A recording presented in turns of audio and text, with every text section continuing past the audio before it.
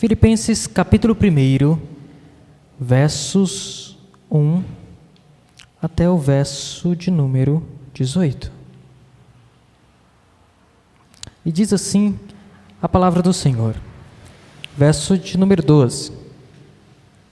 Quero ainda, irmãos, que saibam que as coisas que me aconteceram têm até contribuído para o avanço do Evangelho, de maneira que toda a guarda pretoriana e todos os demais sabem que estou preso por causa de Cristo. E os irmãos, em sua maioria, estimulados no Senhor por minhas algemas, ousam falar a palavra com mais coragem. É verdade que alguns proclamam Cristo por inveja e rivalidade, mas outros o fazem de boa vontade. Estes o fazem por amor, sabendo que estou incumbido da defesa do Evangelho. Aqueles, porém, pregam Cristo por interesse pessoal, não de forma sincera, pensando que assim podem aumentar meu sofrimento na prisão. Mas que importa? Uma vez que, de uma forma ou de outra, Cristo está sendo pregado, seja com fingimento, seja com sinceridade, também com isto me alegro. Sim, sempre me alegrarei. Oremos. Pai, nós te louvamos pela tua palavra e clamamos a ti que use a minha vida como instrumento para direcionar a tua palavra a cada coração. Na verdade, Deus, que o teu Espírito conduza a palavra e que eu esteja aqui apenas como arauto do Senhor, como mensageiro que fala da tua parte. Deus, que eu seja fiel à tua palavra, porque ela e somente ela é capaz de alimentar, de confortar, de confrontar a tua amada igreja. Então direciona a necessidade de cada um dos irmãos. Não que eles querem, mas o que eles precisam ouvir. Então fala, Senhor Deus, é o que eu clamo a ti no nome de Jesus. Amém. Os irmãos podem se assentar. O tema da nossa mensagem de hoje, que os irmãos podem até acompanhar no boletim, é uma pergunta. Hoje nós colocamos um tema em forma de pergunta. E a pergunta é: o sofrimento contribui para o avanço do Evangelho? Se nós fôssemos estender esse questionamento, talvez alguém até perguntasse o seguinte: o sofrimento contribui para alguma coisa? Será que o sofrimento tem alguma validade para as nossas vidas? Nós sempre partimos do pressuposto, nós sempre temos em nossa mente de que o sofrimento, ele é algo que é totalmente inimigo e alheio do cristianismo, da fé cristã, ou ele é algo que, como alguns gostam de dizer, ele é o calcanhar de Aquiles do cristianismo. Ele é como se fosse ali, de certa forma, o ponto fraco do cristianismo. Alguns dizem, porque o sofrimento existe, Deus não pode ser real. Mas Paulo nos faz pensar acerca do sofrimento por uma outra ótica. Paulo nos faz olhar para os sofrimentos, para as lutas, de uma ótica totalmente diferente da qual nós estamos acostumados. Daquela que naturalmente vem às nossas mentes quando nós estamos diante de um sofrimento. Quando nós estamos diante de uma luta. E talvez eu não precise nem pedir para vocês levantarem a mão quem já passou por um sofrimento, por uma luta. Talvez o que há de mais democrático na vida é o sofrimento, as lutas, as adversidades, porque ela vem para todos. Não escolhe idade, não escolhe classe social, não escolhe gênero, não escolhe raça, o sofrimento vem para todos.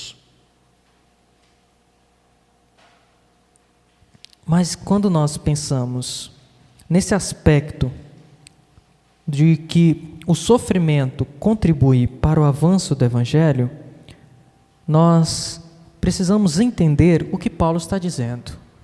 Nós precisamos entender o que a Bíblia está querendo nos ensinar a partir desse texto que nós acabamos de ler. E com as suas Bíblias abertas, nós vamos passear por esse texto e nós vamos perceber algumas verdades preciosas que a palavra tem a nos ensinar da nossa relação com o sofrimento, com as nossas dores, com as nossas lutas, como nós nos relacionamos, ou melhor, como nós devemos nos relacionar com eles. E se eu pudesse resumir esse texto em uma frase, uma sentença, talvez, se você esquecer de tudo que eu falar, lembre-se dessa frase, que é a seguinte: Deus faz com que o sofrimento e até mesmo as motivações equivocadas contribuam para o progresso do Evangelho. Repetindo, Deus faz com que o sofrimento e até mesmo motivações equivocadas contribuam para o progresso do Evangelho. Vejamos isso no texto que nós acabamos de ler. E nós vamos pensar nisso em 4 etapas. Nós vamos pensar nessa verdade em 4 pontos que Paulo destaca. E a primeira verdade que Paulo destaca para nós nesse texto é que o cristão ele precisa olhar para o seu sofrimento à luz da providência de Deus. O cristão precisa olhar para o seu sofrimento à luz da provisão de Deus. Paulo ele era um missionário. E Paulo foi pioneiro. Paulo, junto com a sua comitiva missionária, ele foi pioneiro na plantação de igrejas na região da Macedônia, vindo aqui para o nosso lado, vindo para o ocidente, como nós vimos no nosso sermão introdutório. E como alguém que era um excelente estrategista, era um missionário, mas que ele tinha uma percepção muito boa de como plantar igrejas, de como difundir o Evangelho, Paulo ele priorizava as grandes cidades do Império Romano. Por quê? Porque ao chegar nas grandes cidades, Paulo sabia que se ele pregasse o Evangelho ali, o Evangelho iria se estender para as cidades menores vizinhas. Porque todas as pessoas precisavam, a maioria das pessoas, melhor dizendo, precisavam ir até esses centros, ir até essas cidades. E ao chegar lá, o Evangelho estando lá, elas escutam o Evangelho, voltam para suas cidades e lá se tornam um missionário. E o Evangelho foi crescendo assim na região da Macedônia. E ele priorizava essas grandes cidades. Por isso que ele pregou em Filipos, depois Tessalônica, depois foi para Corinto, Atenas e outras cidades. Mas Paulo ele tinha um desejo, e o maior desejo do apóstolo Paulo era chegar a Roma, que era a capital do império, que era a cidade mais importante do império, que era a maior cidade ali do império no primeiro século. E é fato que Paulo chegou a Roma. O desejo do apóstolo Paulo foi realizado. Ele queria ir para Roma e ele chegou lá. Mas ele não chegou da forma que talvez ele tivesse planejado.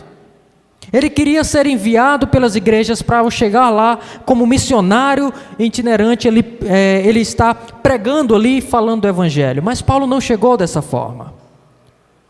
Paulo chegou lá como prisioneiro. Ele não estava pregando nos anfiteatros de Roma, ele não estava pregando nas praças, como missionário, mas ele estava preso e algemado aos soldados da guarda pretoriana. Depois que ele foi preso em Jerusalém, ele foi enviado a Roma. E lá em Roma, Paulo passou o ano de 60 e o ano de 61 preso numa prisão domiciliar. Chegou em Roma, o imperador, o governo mandou alugar uma casa para Paulo e mandou que ele ficasse preso e juntamente com ele acorrentados alguns soldados. Então ficava revezando esses soldados. Mesmo nessas circunstância, nós percebemos que Paulo está feliz e também confiante diante dessa situação. Paulo termina o texto que nós lemos dizendo o quê? Eu me alegro, sim, me alegrarei. Ele escreve essa carta, no final ele diz: alegrai-vos no Senhor, capítulo 3, capítulo 4. Nós vamos ver no verso 19 diante, Paulo dizendo: eu estou certo, eu estou confiante de que pela oração de vocês, que pelo auxílio do Espírito Santo eu vou sair daqui. Paulo está confiante, Paulo está alegre, mesmo diante dessa situação. No entanto, parece-nos que os ouvintes de Paulo, a igreja de Filipos, os cristãos ali da região da Macedônia, não partilhavam desse mesmo sentimento, não partilhavam dessa confiança, não partilhavam desta alegria. Eles estavam ansiosos, eles estavam preocupados com o apóstolo Paulo. Tanto que Paulo vai dizer lá no capítulo 4, verso 6, não andeis ansiosos por coisa alguma. Eles estavam querendo saber o que vai acontecer do nosso pastor, do nosso amigo, do nosso apóstolo. Será que Paulo vai morrer? Será que ele vai ser libertado? Será que ele vai ser julgado? Quando ele vai ser julgado? Será que ele vai ser inocentado? Ou melhor, diante daquela comunicação que era bem precária naquela época, e a distância era grande, era um mês de viagem, como nós vimos. Então, eles estavam: o que aconteceu com o apóstolo Paulo? Será que ele ainda está vivo? Alguns até talvez se perguntassem: por que Deus permitiu que Paulo fosse preso? Que mal ele fez? Agora que ele está preso, o que será da igreja? Se ele estava plantando tantas igrejas, agora o que será das igrejas? O que será da igreja do Senhor? E o que será do Evangelho? Será que o Evangelho vai ser comprometido ou não? Muitas vezes, diante das crises, nós fazemos perguntas semelhantes a essas. Talvez não direcionada ao apóstolo Paulo, mas a gente faz perguntas semelhantes a essa. Quantos não já ouvimos ou falamos? Por quê? Coisas boas, coisas más acontecem a pessoas boas. Era uma pessoa tão boa, por que isso aconteceu com ele? Por que Deus permitiu que esse mal sobreviesse sobre uma pessoa tão boa aos nossos olhos? Quantos de nós já nos fizemos perguntas desse tipo? E para os ouvintes do apóstolo, para a igreja de Filipos, para eles, a prisão do apóstolo Paulo era uma barreira para o evangelho. Para eles, aquela situação, aquela circunstância se tornaria uma barreira. O evangelho iria bater ali e voltar. Ele não iria progredir, ele ia parar naquela barreira, naquela prisão, naquela circunstância. E Paulo sabia que eles pensavam assim.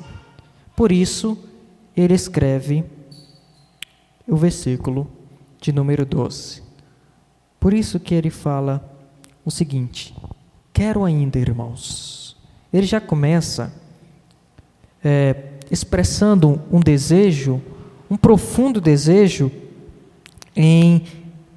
que ele diz assim: olha, eu quero ainda, irmãos. E ele vai expressar esse desejo de forma carinhosa aqui, afetuosa para com os seus irmãos, e ele expressa o desejo deles. O desejo de Paulo é que eles saibam, que aqueles irmãos saibam que as coisas que aconteceram a ele têm contribuído para o progresso do Evangelho. Paulo, em nenhum momento aqui, ele vai negar a dura realidade do seu sofrimento. Paulo sabia que estava preso. Paulo reconhecia a sua condição. Paulo não vai negar isso. Ele não é do tipo que, vou me alegrar negligenciando ou fazendo vista grossa ao sofrimento. Não, ele sabia que ele estava preso. E ele nem tem um desejo de que os filipenses, a igreja de Filipos, pensasse que o que aconteceu, o que eles ouviram falar acerca de Paulo, fosse mentira. pois eles já tinham ouvido rumores acerca do que aconteceu com Paulo. Eles sabiam que Paulo havia sido preso em Jerusalém. E é curioso que quando Paulo estava em Éfeso, os presbíteros de Éfeso dizem o seguinte: Paulo, não vá para Jerusalém, lá eles querem te prender, lá eles querem te matar. Mas Paulo vai. Paulo sabia que era necessário que ele fosse. Chegando em Jerusalém, ele foi preso, e lá ele foi enviado para ser julgado em Roma. No meio do caminho, sabe o que acontece? O navio em que Paulo estava afunda. Há um naufrágio, mas eles sobrevivem e chegam na ilha de Malta. Chegando nessa ilha, Paulo foi picado por uma serpente, por uma víbora, após o naufrágio. E agora Paulo estava em Roma preso. Estava preso como um animal ali enjaulado. Lá estava o grande apóstolo Paulo, preso em Roma. Notem que ele aqui não escreve com o intuito de conseguir a empatia dos filipenses. E ele não escreve também nem com o intuito de manipular o sentimento dos filipenses, para que a igreja olhasse para ele como se ele fosse olhasse para ele como se ele estivesse clamando por pena. Olha, sintam pena, sintam dó de mim. Ele escreve para encorajar os irmãos. Ele escreve no intuito de encorajar esses irmãos. O seu objetivo é que os seus leitores sejam mais confiantes na pregação e no testemunho do Evangelho, mesmo em meio às situações mais adversas possíveis. A preocupação de Paulo não é de garantir a sua própria segurança. Ele não está preocupado com a sua segurança, mas ele está preocupado com que a verdade do Evangelho de Cristo siga adiante, que essa verdade prossiga. E essa certeza o apóstolo tem. Ele tem certeza de que o Evangelho prossiga. Ele sabia que ele podia estar preso, mas a palavra não estava presa. Conforme nós lemos no nosso boletim hoje, que foi o primeiro verso que a igreja leu, quando ele diz: é porque estou sofrendo até algemas como malfeitor, mas a palavra de Deus não está algemada. Ele diz: eu posso estar preso, mas a palavra ela segue. Paulo tinha esta convicção. É curioso que Isaías 40:8 também diz o seguinte: seca-se a relva e cai a sua flor, mas a palavra de Deus permanece para sempre. Não importa a circunstância, a palavra de Deus ela vai permanecer. Isaías 55:11 diz que assim será a palavra que sair da minha boca, não voltará para mim vazia, mas fará o que me agrada e cumprirá com êxito o propósito da sua missão. Olha o que está dizendo: a palavra ela não vai voltar vazia, ela vai cumprir o propósito para o qual ela foi direcionada. Então, quando o apóstolo ele foi para Roma como prisioneiro, na verdade, foi o Evangelho que entrou em Roma. Quando Paulo foi preso e levado a Roma, e ele chega lá, era o Evangelho que estava indo até lá. Essa verdade, ela pode ser vista em toda a Escritura. Por toda a Escritura a gente pode ver essa verdade. Se a gente olhar para a história de José, José foi lançado na cisterna, depois foi vendido como escravo, depois foi preso injustamente. Mesmo com todas essas situações adversas, José, ele olha para a sua vida, ele olha para a circunstância da sua vida e ele diz o seguinte: olha, vocês intentaram mal contra mim, mas Deus tornou o mal em bem para que vocês vissem isso que está acontecendo. Deus me enviou para cá para que muitas vidas fossem poupadas. José sabia que por meio do seu sofrimento, Deus tinha um propósito ali. Mas não apenas isso, a nação de Israel, e o povo de Israel, ele estava perseguido pelas hostes de Faraó, sendo perseguidos. Logo depois dessa perseguição, se faz ouvir um cântico de triunfo do povo, ou seja, o povo chega para adorar a Deus mesmo em meio a essa perseguição, está lá em Êxodo 14, 15. Nós temos também Jó, mesmo diante da perda dos seus filhos, da perda dos seus bens, da sua saúde, mesmo diante de várias perdas, lutas, Jó, ele sai daquela situação como nunca antes. Ele olha para Deus e ele tem uma visão mais profunda dos mistérios da sabedoria de Deus. Por isso que lá no final do seu livro ele vai afirmar: Senhor, antes eu te conhecia só de ouvir falar, mas agora meus olhos te veem. Jeremias, ele é lançado numa cisterna lamacenta, uma cisterna que não tinha água, diz o texto de Jeremias, só tinha lama, e sofrendo outras aflições, sofrendo ameaças de morte. O que Jeremias faz, ele dá vida ali a uma frase que foi imortalizada pela Escritura e foi transformada em cântico, é uma das frases que nós mais conhecemos, quando ele diz: grande é a tua fidelidade. Ou se a gente pegar o contexto, é quando ele diz que a misericórdia do Senhor se renovam a cada manhã, e elas são a causa de não sermos consumidos, porque grande é a tua fidelidade. Esse foi o cântico de Jeremias diante da sua luta. O nosso Senhor Jesus Cristo, que por meio da sua morte na cruz, por meio do seu sofrimento, da sua humilhação, ele ganha a vitória sobre a morte, sobre Satanás e sobre o pecado. Pedro e João, quando eles estavam ali presos, encarcerados, o texto lá em Atos 4 vai nos dizer que eles passaram a pregar a palavra de Deus com mais ousadia. A própria igreja primitiva, a igreja apostólica no século I, ela, mediante muitas perseguições, a igreja avança e avança pregando com ousadia. Diante disso, a grande pergunta é: e você? Como tem encarado suas lutas e seus sofrimentos? Você tem olhado para a sua vida com as mesmas lentes que Paulo está olhando para dele?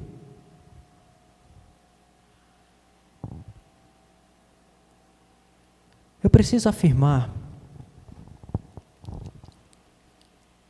é uma frase forte, mas precisa ser dita, que se você encara o sofrimento como um julgamento de Deus, você está olhando para a sua vida pela ótica errada.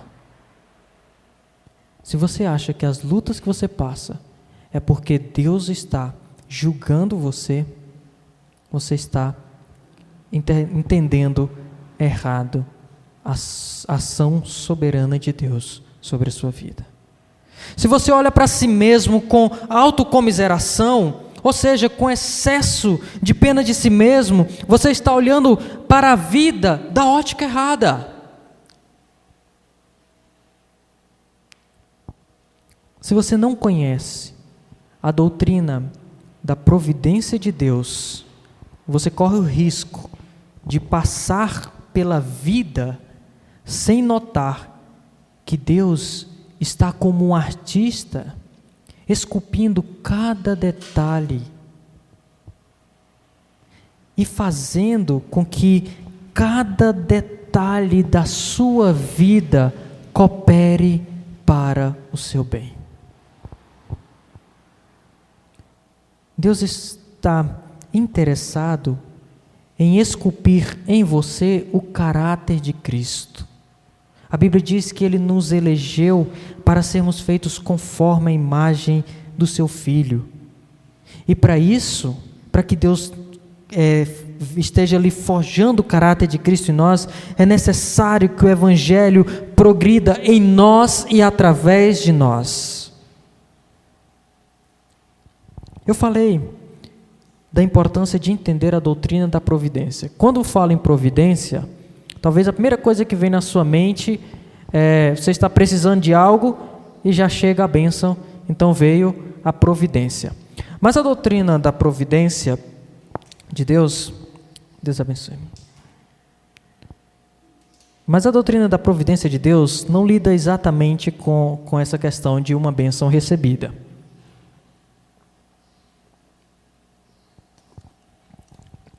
Ela está ligada com o fato de que o Deus Criador, Ele também sustenta a sua criação. Ele sustenta e governa a sua criação. Então, Deus que criou todas as coisas, Ele não te largou ao léu da sorte. Ele não te largou para que você viva da forma como você acha bem melhor, ou que você viva largado, como se ninguém estivesse por você, é você e você. Não, Deus que te criou é o mesmo Deus que te sustenta e que governa toda a sua vida. E Ele faz isso para conduzir a tua vida para um propósito, para um fim, para uma finalidade, te levando para um caminho. A história, ela não é pontas soltas, vários fatos soltos. A história, ela é uma linha reta que vai seguindo um curso onde Deus está nos conduzindo. Para nós, pode parecer uma série de linhas soltas. Pode não fazer sentido, mas Deus sabe exatamente o que Ele está fazendo. Quando, no ano passado, nós estávamos de férias em Canoa Quebrada, convido vocês a conhecer, é um lugar muito bonito. Mas estávamos de férias lá, e aí chegou um homem e disse o seguinte: posso fazer uma arte para vocês? E a gente sabe que quando a pessoa diz que posso fazer uma arte para vocês, depois ela vai vender, né? Mas a gente disse assim: pode, mas aquele pode, será que eu vou ter o money aí, né? Pode. E aí ele começou a desenhar, e foi muito interessante, porque ele começou a riscar lá com a tinta no MDF, começou a riscar com a tinta, e eu fiquei, não faz sentido nenhum que ele está fazendo, os riscos. E ele foi riscando e pegando outra tinta, e pegando um palito, e fazendo uns riscos lá. Eu digo, não faz o menor sentido. E de repente ele vira e mostra, tinha uma paisagem linda, que ele desenhou de forma rápida, de forma maravilhosa. E eu fiquei tão encantado que a gente, vamos comprar. E a gente comprou o quadro. E o que isso tem a ver com a doutrina da providência? Isso tem a ver que a nossa vida, às vezes, ela parece essa obra de arte, onde Deus ele vai pintando, vai fazendo os riscos, e a gente não consegue entender muito bem por que tem essas pontas soltas, por que os riscos são dessa forma. Mas o artista, Deus, o Criador, Ele sabe exatamente para onde vai cada linha, que para quem olha de fora, para quem vê a obra inacabada, parece não fazer sentido. Mas nós vimos no sermão passado que aquele que começou a obra, ele vai completar. Deus, ele já sabe como ele vai completar.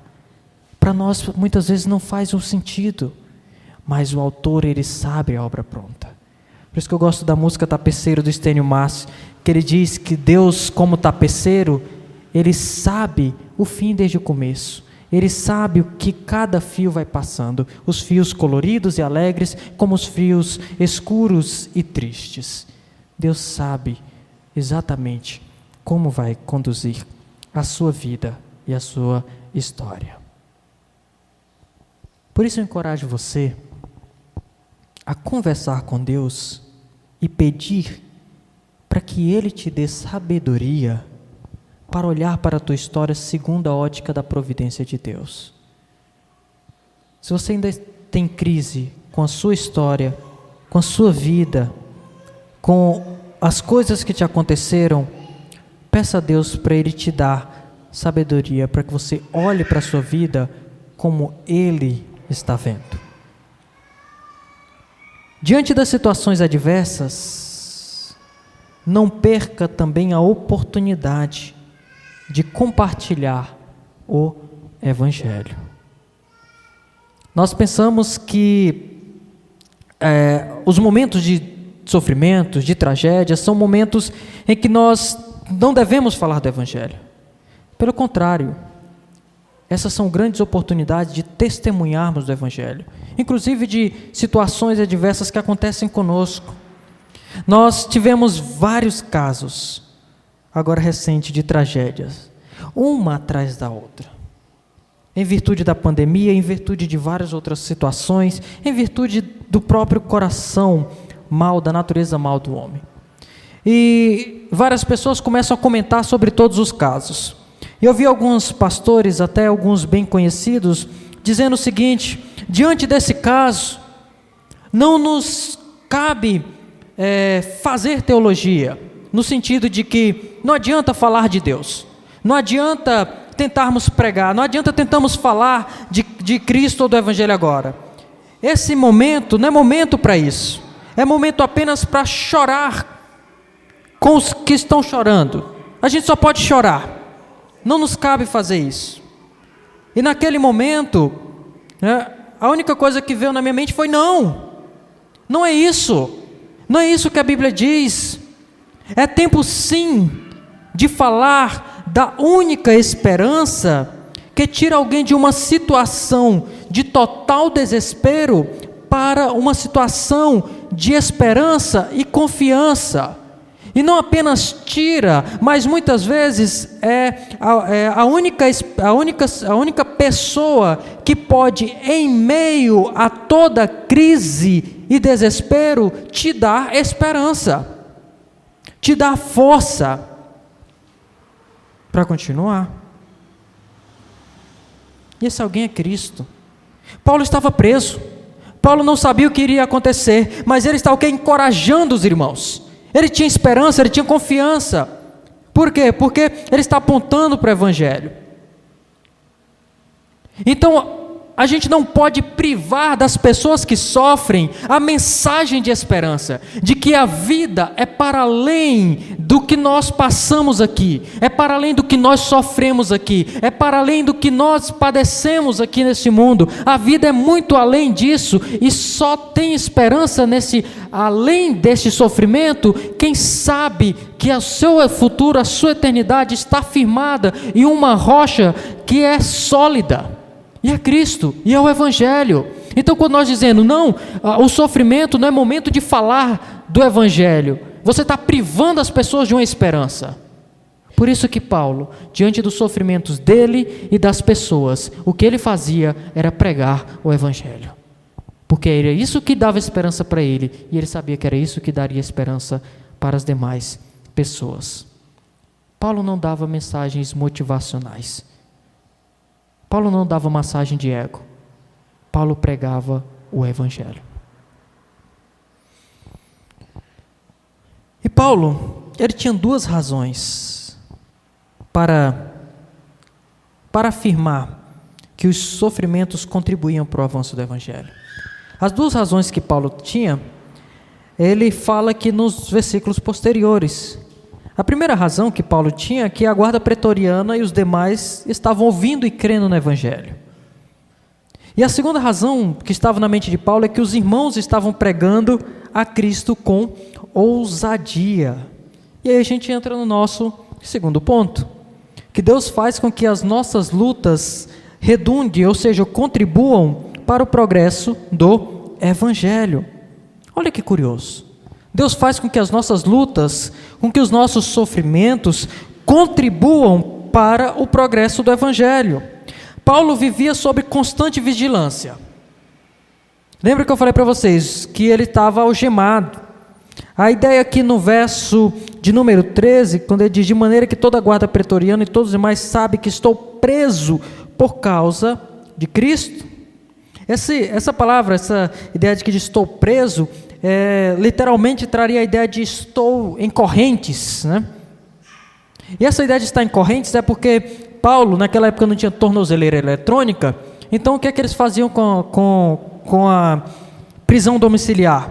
Eles acorrentavam, colocavam correntes de 45 centímetros no apóstolo Paulo, e ele passava o dia e noite e ficou assim por 2 anos acorrentados. Mas ele não ficava só com as correntes. Tinha um soldado da guarda pretoriana que ficava acorrentado a ele. E aí eles ia revezando esses soldados.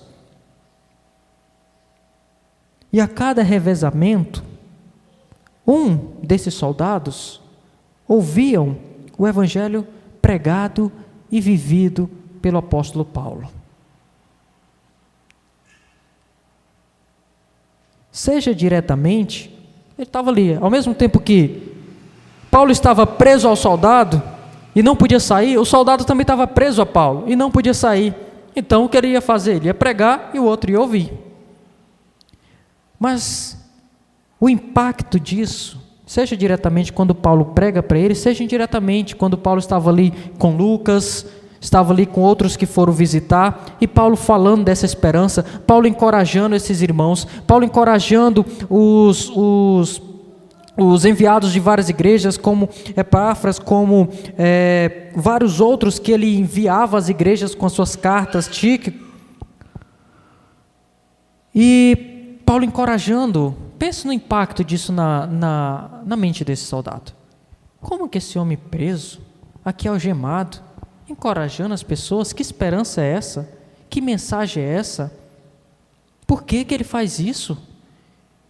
Isso é antinatural. Por isso que Paulo usa até, interessante no verso 12, ele diz assim, as coisas que me aconteceram têm até contribuído. Ou eu gosto mais da versão, que seria mais literal, quando ele diz as coisas que me aconteceram, né? Ao contrário, contribui.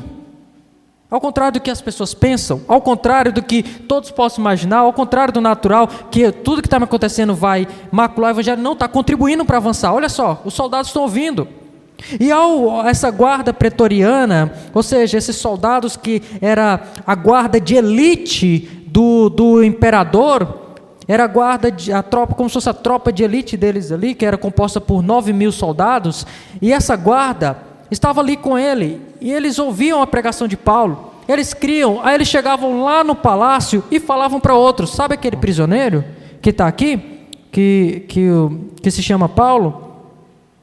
Ele está aqui, não porque ele fez algo errado, mas ele está aqui por causa do Cristo que ele prega, por causa da mensagem que ele prega. Por isso que Paulo vai dizer, olha o verso 3, de maneira que toda a guarda pretoriana e todos os demais, ou seja, os da casa de César, que ele vai citar lá no capítulo 4, os santos da casa de César, eles vos saúdam.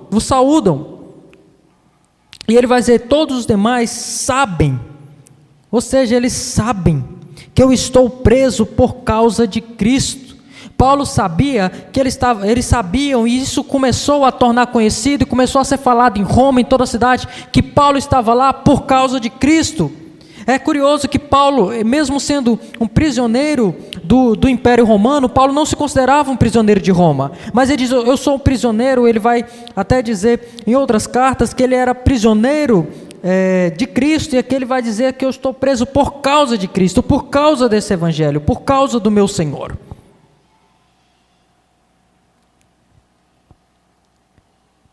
E eles ouviam isso, ouviam o testemunho de Paulo e eram grandemente impactados por isso. Às vezes nós pensamos o seguinte, que os nossos sofrimentos, as circunstâncias adversas são uma barreira para a gente proclamar o Evangelho, ou até mesmo para a gente testemunhar do Evangelho. Quando na verdade não. Paulo nos mostra que não são. O meu tio, eu passei a trabalhar com ele no escritório de contabilidade, e com pouco tempo que eu estava lá, ele descobriu um câncer super agressivo na garganta. E esse câncer o consumiu muito rápido. E ele era uma pessoa forte, e ele secou de uma maneira que ficou só a pele enrolando o osso, porque eles não conseguiam comer. E ele tinha um problema no coração, que aí tinha um aparelhinho no coração que a gente via pelo peito, quando ele estava sem camisa, assim, batendo, de tão magrinho que ele ficou. E ele era muito querido. Ele era uma pessoa muito querida. Ele ajudava muita gente. Ele era uma pessoa fantástica. E as pessoas iam visitá-lo quase que diariamente. Mas quando as pessoas chegavam lá, que viam ele naquela situação, elas não aguentavam. Elas até tentavam disfarçar, como muitas vezes a gente fica impactado, tenta disfarçar para chorar só depois, mas as pessoas não aguentavam e choravam na frente dele. Ele não conseguia falar. Ele só escrevia, ele tinha uma cadernetinha que ele ficava escrevendo quando ia conversar com as pessoas. E uma das coisas me marcou naquela época. Me marcou o fato de que as pessoas iam visitá-lo, mas ele que as encorajavam por meio do Evangelho. As pessoas chegavam lá e desabavam, e ele escrevia: fique tranquila, porque eu estou seguro com Cristo. E no seu sofrimento, na sua maior dor, ele testemunhava do Evangelho. E testemunhou para muita gente. Nesse período que eu estava lá no escritório e eu pude ver muita gente.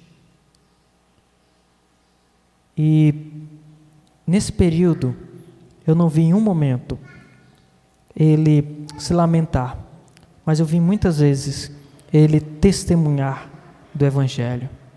Às vezes nós achamos que algumas de nossas circunstâncias, de nossas adversidades, de nossas, por assim dizer, de nossas algemas, possam ser empecilhos para a pregação do Evangelho. Às vezes você se sinta, não, mas eu estou preso nesse emprego, ele consome todo o meu tempo, eu não consigo, eu fico preso aqui nessa sala de aula, ou eu fico preso aqui nessa fábrica, ou eu fico preso aqui cuidando da casa e de todos os afazeres, eu fico preso nessa circunstância. Então, isso é uma barreira, por isso que eu não testemunho do Evangelho. Quando, na verdade, onde Deus te colocou, Ele te colocou para ser uma testemunha do Evangelho. As circunstâncias que estão diante de você são circunstâncias para você testemunhar do Evangelho. Mas parece tão difícil. Testemunhe. Primeiramente, com a sua vida, mas sobretudo, com as suas palavras. Anuncie. As pessoas olham, mas você está sorrindo. Por quê?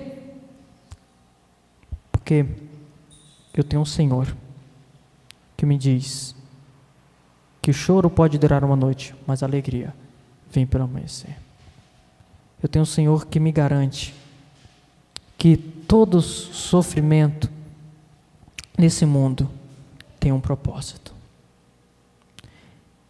E aí Paulo segue no verso 14, dizendo: e os irmãos, em sua maioria, estimulados no Senhor por minhas algemas, ousam falar a palavra do Senhor com mais coragem. Ou seja, não apenas os de fora, mas Paulo diz: olha, os de dentro, os irmãos, e que irmãos são esses? São os irmãos da igreja de Roma.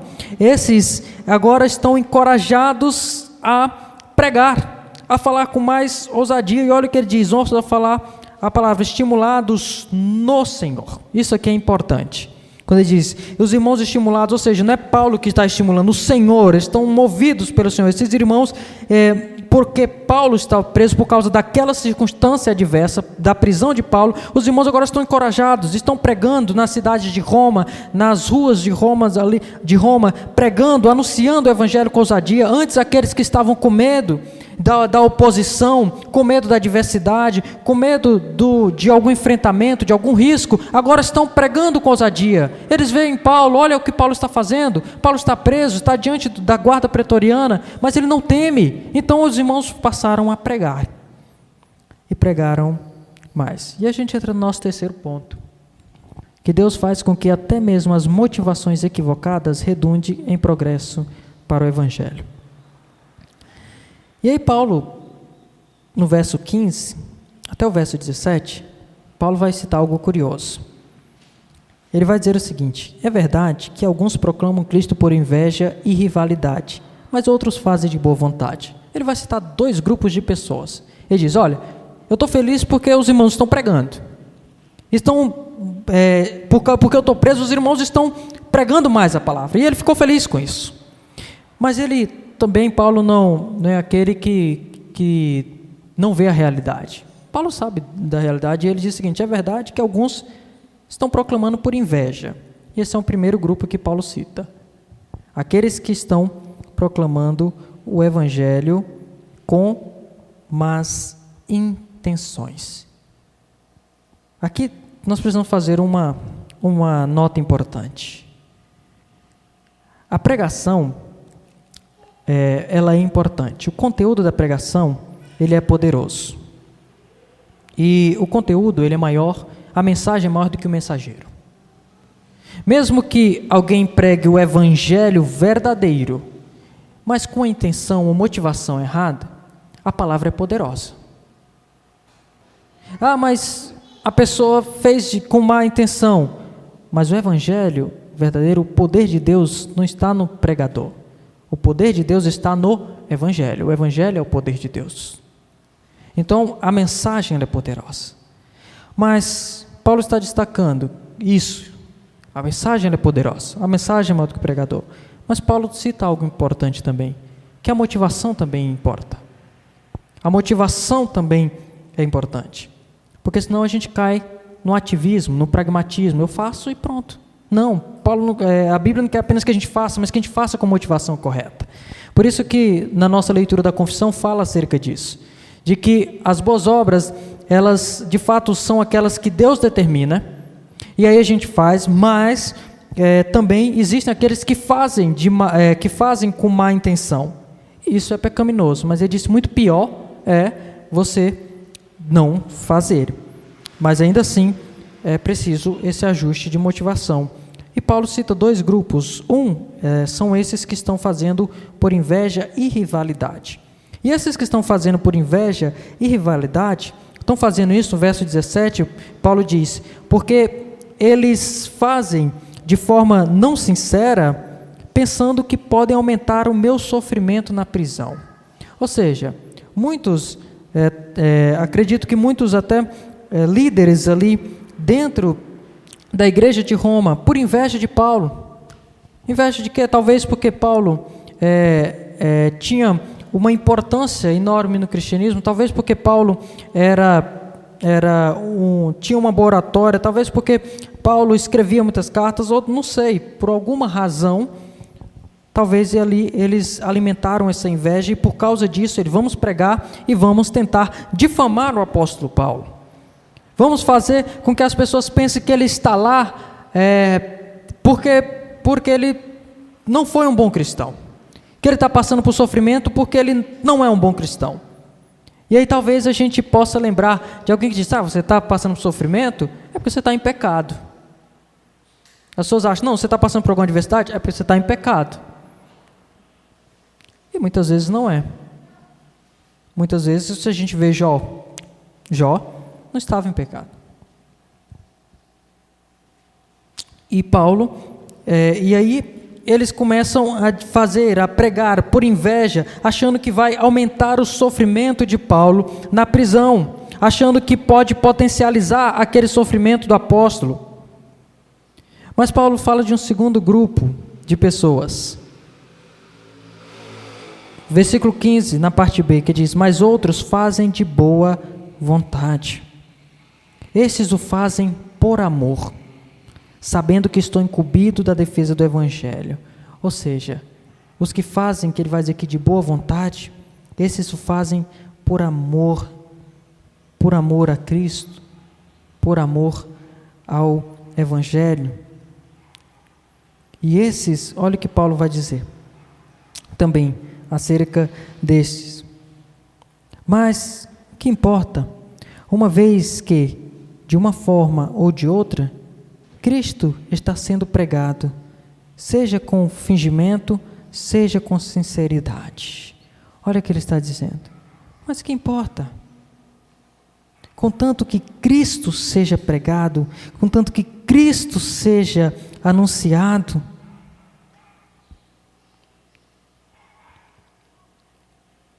E Paulo conclui, dizendo, nos ensinando que o cristão precisa se alegrar no progresso do Evangelho, acima das suas circunstâncias e interesses pessoais.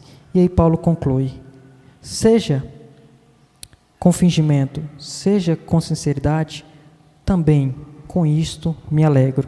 Sim, sempre me alegrarei. Paulo não estava preocupado se as pessoas que estavam ali, pregando por inveja a ele, ou por rivalidade para com ele, iam difamar, ou iam fazer alguma coisa. Paulo estava se alegrando, porque ele estava vendo que o evangelho estava sendo pregado. E uma nota importante aqui: quando Paulo está falando desses, ele não está falando de falsos mestres, ele não está falando de um evangelho falso. Paulo está falando do evangelho verdadeiro sendo pregado por cristãos, mesmo que com más intenções. Porque quando se trata de evangelho falso, nós vamos ver qual é a postura de Paulo, né? E a gente vai ver isso no capítulo 3. Então aqui ele está falando de um evangelho verdadeiro, porque às vezes a gente acha que, Paulo importa que seja pregado, não importa o que, não importa quem, importa o que seja pregado. Na verdade, não é bem assim. Com os falsos mestres, nós não podemos ser complacentes, nós não podemos permitir que as pessoas mudem, maculem o evangelho e a gente deixe passar. Não pode ser assim. Mas Paulo está falando de um evangelho verdadeiro, de um evangelho cristocêntrico, que esses estavam pregando com rivalidade, mas outros estavam fazendo com sinceridade. E ele disse: nisto eu me alegro. E aqui está um dos segredos quando nós lidamos com alegria. Porque nós sabemos que nós somos cercados de pessoas. E as pessoas, elas roubam a nossa alegria. Muitas vezes no trabalho a pessoa, ela vem e por inveja puxa o nosso tapete, ou passa por cima da gente. Por quê? Porque quer aquela promoção. Ou talvez aquela pessoa vem e começa a falar mal de você por alguma outra razão, e isso vai roubando, minando a nossa alegria. Não apenas as pessoas, assim como as circunstâncias também fazem isso. Mas o que Paulo está dizendo? Mas que importa? Contanto que o evangelho continue sendo pregado, que Cristo continue sendo conhecido, que haja progresso no evangelho, eu me alegro. Sim, eu sempre me alegrarei. Paulo põe a sua alegria não nas coisas circunstanciais, não em coisas terrenas, mas ele põe sua alegria em algo que é sólido, em algo que está para além de qualquer circunstância. Por isso ele consegue se alegrar, mesmo numa circunstância tão adversa. Voltamos à pergunta: o sofrimento contribui para o progresso no evangelho? Parece curioso, mas sempre que você vê um texto da Bíblia, e podem fazer isso, falando de sofrimento, notem que a palavra alegria está junto. Sempre que tem um texto em que trata de sofrimento, a palavra alegria, ela está junto. Como aqui, ele começa falando das circunstâncias e termina falando da alegria. Nós vamos ver essa relação como a gente vê, por exemplo, em Tiago. Tende por motivo de toda alegria o fato de que passar por várias provações. Mas por quê? Porque a prova da vossa fé produz perseverança. Romanos 5 vai dizer o quê? Que olha, não somente nisso, mas alegrai-vos também pelo fato de passar por provação, porque a prova da vossa fé possui perseverança. O que ele quer dizer com isso? Não quer dizer que a gente vai olhar para o sofrimento, a gente vai, eu vou ficar sorrindo como se fosse um bobo alegre, né? Não. O que ele está dizendo é o seguinte: a gente se alegra no sofrimento a partir do momento em que nós entendemos o propósito dele. Nós entendemos que há um propósito no sofrimento. E nós entendemos que Deus também faz até mesmo com que as situações mais adversas da nossa vida contribuam para o bem daqueles que o amam. Deus sabe exatamente o que está fazendo. E os sofrimentos também, Deus faz com que, Deus muitas vezes permite que nós passamos, para que Ele faça com que esses sofrimentos, que essas circunstâncias venham a contribuir para o seu bem. Então, a nossa oração é para que, de alguma forma, você possa olhar para os seus sofrimentos e entender o que Deus está fazendo em você e o que Ele fará através de você por meio dessas circunstâncias. Que o Senhor nos abençoe.